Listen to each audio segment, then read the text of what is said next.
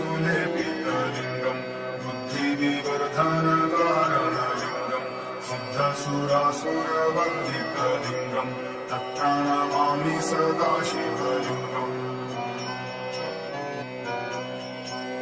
कनकमहामणिभूषितलिङ्गम् हरिपतिवेष्टितशोभितलिङ्गम् दक्षसूर्यज्ञादिनाशनलिङ्गम् तत्प्रणमामि सदा शिवलिङ्गम् कुङ्कुमचन्दनलेपितलिङ्गम् पङ्कजहारसुशोभितलिङ्गम् सच्चित्पापविनाशनलिङ्गम् तत्प्रणमामि सदा शिवलिङ्गम् देवगणार्चितसेवितलिङ्गम् भावैर्भक्तिभिरेव च लिङ्गम् दिनकरकोटिप्रभाकरलिङ्गम्